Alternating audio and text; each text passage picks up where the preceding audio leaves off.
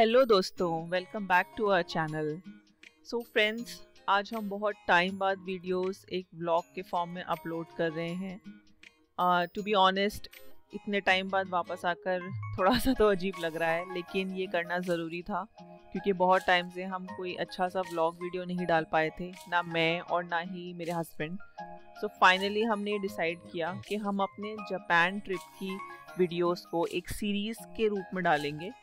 Although हम Japan last year गए थे, लेकिन हमारे पास वीडियो डालने का टाइम नहीं था क्योंकि जापान से तुरंत आने के बाद हमने कुछ इंडिया में ही टूर लिए, ट्रिप्स लिए और बहुत सारी वीडियोस और फोटोज़ सब इधर उधर हो गया था।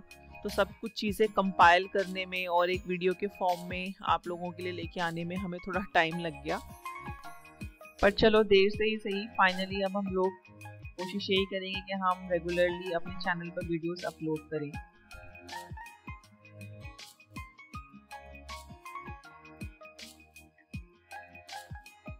तो एज़ यू कैन सी, यहाँ हम न्यू दिल्ली के इंदिरा गांधी इंटरनेशनल एयरपोर्ट पे पहुँच गए हैं, terminal 3।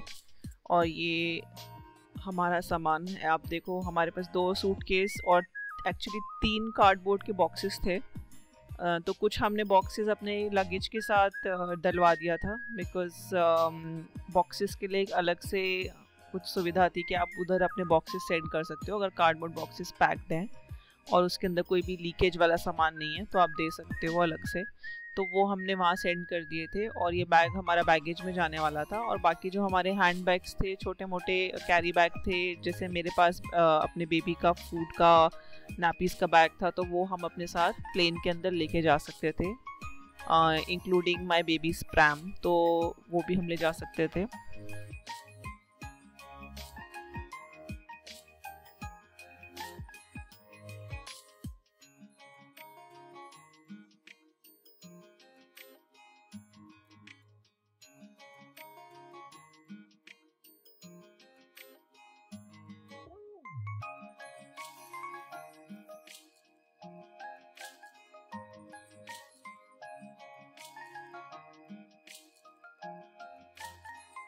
As you can see, IGI international airport के अंदर बेसिकली सब कुछ है। यू कैन डू शॉपिंग, खाने पीने के लिए चीज़ें हैं, ड्यूटी फ्री, अगर मतलब आपको लिकर लेनी है, शराब और कोई भी ब्रांडेड परफ्यूम्स, हैंड बैग्स, कुछ भी लेना है तो सब कुछ एयरपोर्ट के अंदर ही है। तो मुझे तो बड़ा पसंद है यहाँ पे आना। मेरा यहाँ पे 3rd टाइम है, इससे पहले भी मैं 2 बार इंटरनेशनल फ़्लाइट्स ले चुकी हूँ। तो as you can see here, Delhi duty free, इसके अंदर आपको सब कुछ मिल जाएगा और बहुत ही बढ़िया लगता है मुझे। मैं जब भी यहाँ आती हूँ तो मुझे जो जो चीज़ें लेनी होती है ड्यूटी फ्री में यहाँ से उठा लेती हूँ। बट अभी तो क्योंकि हम जापान जा रहे हैं तो हमने यहाँ से जाते वक्त कुछ नहीं लिया।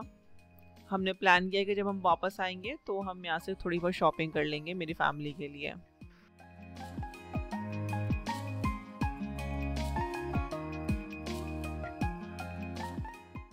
So after reaching the airport आप देख सकते हो कि हमें ऐसी कोई प्रॉब्लम नहीं हुई। हमने सिक्योरिटी चेक वगैरह सब कुछ कर लिया था, हमारा बैगेज वगैरह सब सबमिट कर लिया था आसानी से।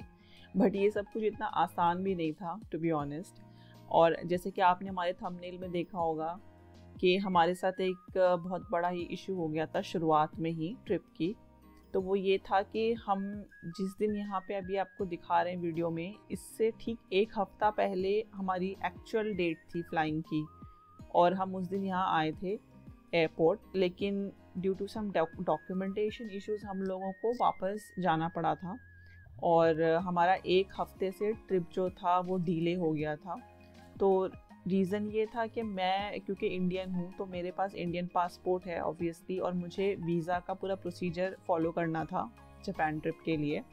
बट मेरे हस्बैंड और मेरे बेबी के पास जापानीज़ पासपोर्ट है। मेरे हस्बैंड के केस में तो ये है कि उनके पास FRRO और वीज़ा है ही इंडिया का। बट मेरे बेबी के केस में थोड़ी एम्बिग्युइटी थी क्योंकि वो इंडिया में पैदा हुआ है लेकिन उसका जो पासपोर्ट हमने बनवाया वो जापान से है। तो इसके लिए हमने फ़्लाई करने से पहले स्पेसिफ़िकली जो जापानीज़ एम्बेसी है दिल्ली में, उनके साथ ईमेल पे पूरा 2 महीने पहले से शुरू कर दिया था कॉन्वर्जेसन, और हमने उन्हें बता दिया था कि ऐसे ऐसे सिचुएशन है, मैं इंडियन हूँ तो मुझे प्रॉपर जो वीज़ा का प्रोसीजर था वो सब मैंने फॉलो करना था।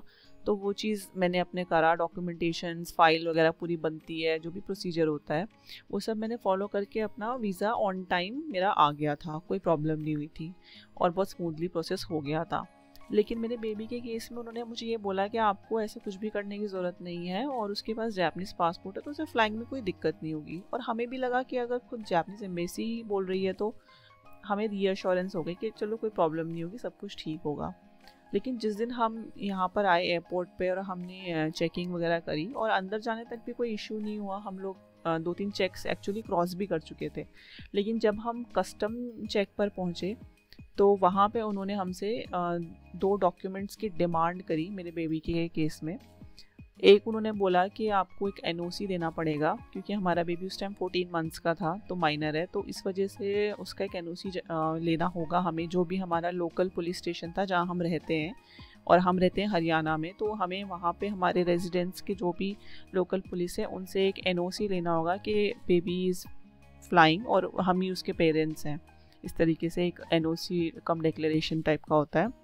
और इसके अलावा हमें अपने बेबी के लिए भी एफआरआरओ का डॉक्यूमेंट लेना था, जो कि हमें पता नहीं था और हमें किसी ने बताया भी नहीं। और एफआरआरओ की वेबसाइट जहाँ से मेरे हस्बैंड अपना एफआरआरओ रिन्यू कराते हैं हर साल, वहाँ छोटे बेबीज़ के लिए भी कुछ नहीं है, 14 ईयर्स से नीचे के बेबीज़ के लिए कुछ भी मेंशन नहीं है। तो हम लोग बहुत ज़्यादा शॉक हो गए कि ये क्या नई चीज़ हो गई हमारे साथ। और उस टाइम फिर हम लोग फ्लाई नहीं कर पाए और मैं और मेरे हस्बैंड और मेरे बेबी हम तीनों ही वापस घर आ गए पूरे सामान के साथ, और हमारा एक पूरा हफ्ता जो है वो वेस्ट हो गया। बट लकीली इसमें एक चीज़ ये अच्छी हुई कि जो हमारी एयरलाइन थी आना, जापानीज़ एयरलाइन, तो उनसे हमने रिक्वेस्ट करी, उनको पूरी अपनी जो भी सिचुएशन थी वो एयरपोर्ट पे ही समझा दी थी, तो उन्होंने हमें हेल्प करी रीशेड्यूलिंग में और उन्होंने हमसे जो भी टाइम वगैरह पूछा कि हमें कितना टाइम लगेगा ये सब डॉक्यूमेंट अरेंज करने में, और हमने एक लमसम उनको टाइम दिया और उसके बाद उन्होंने हमारी 1 हफ्ते बाद की फ़्लाइट रीशेड्यूल कर दी।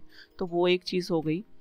और उसके बाद हम लोग वापस आते थोड़ा सैड हो रहे थे, लेकिन फिर मुझे ये लगा कि इसमें भी एक पॉजिटिव चीज़ ये निकली कि मेरा जो बेबी था वो 3-4 दिन पहले से फ्लाई करने से उसकी थोड़ी तबीयत ढीली थी, वो थोड़ा सा अनवेल फील कर रहा था। और जिस दिन हमें फ़्लाई करना था, हम एयरपोर्ट पहुंचे थे, उस दिन वो बहुत ही ज़्यादा उसको फ़ीवर था, ऑल्दो हम उसकी दवाइयाँ वगैरह कर रहे थे, बट वो बिल्कुल भी अच्छे मूड पे नहीं था।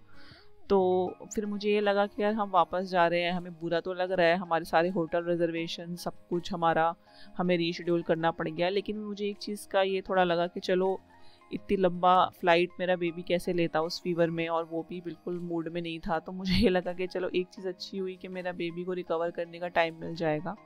तो उस 1 हफ्ते में हमारा बेबी खूब अच्छे से रिकवर भी हो गया, सब कुछ हुआ।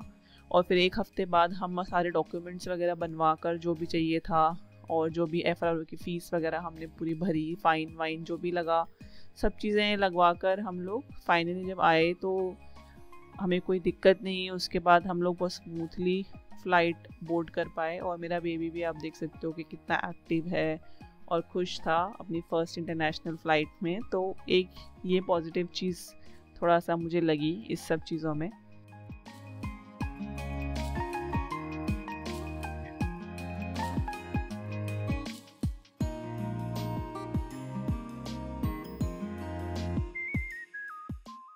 सो फ्रेंड्स, जब भी आप इंटरनेशनल ट्रैवल करें, स्पेशली फैमिली और छोटे बेबी बूढ़े लोगों के साथ, तो अपना पूरा रिसर्च करके जाएं। ऑल्दो हमने अपनी तरफ से पूरी कोशिश करी कि कोई भी चीज़ छूटे ना, सब डॉक्यूमेंट्स बनवाए, सब कुछ किया, लेकिन फिर भी हम एक ऐसी चीज़ से मात खा गए कि जिसमें हमारा कोई कंट्रोल नहीं था, जिसमें हमें किसी ने मतलब गाइड तो किया नहीं, ऊपर से उल्टा और गलत हमें चीज़ें बताई। तो किसी के साथ भी ये चीज़ हो सकती है, तो अपने पूरे प्रिकॉशंस या पूरी तैयारी के साथ जाएँ।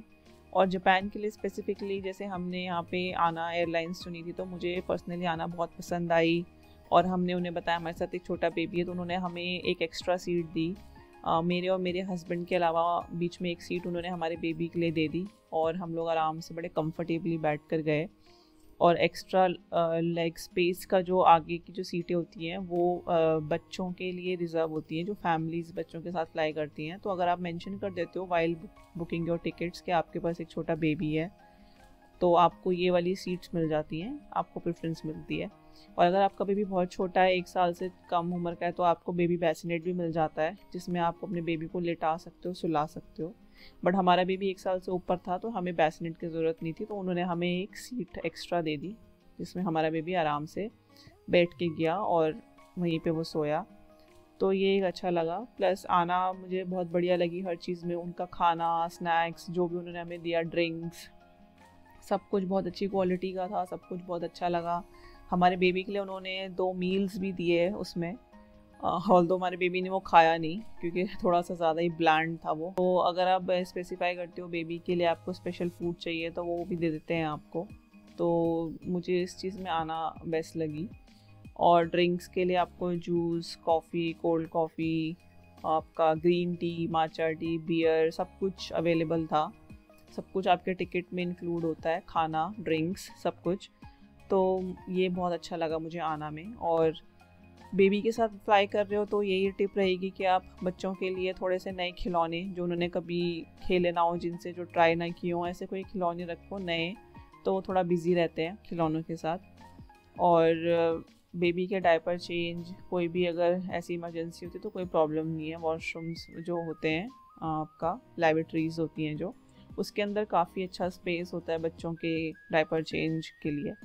तो सब कुछ बहुत अच्छा लगा मुझे फ़्लाइट के अंदर। और ये हमें खाना मिला था रात का डिनर, बहुत ही प्लेन हमने चूज़ किया था, मैंने और मेरे हस्बैंड दोनों ने। एक ने वेज और एक नॉन वेज, वैसे हम दोनों ही नॉन वेज हैं बट हम लोगों ने फिर भी ट्राई करने के लिए अलग अलग मील्स लिए थे।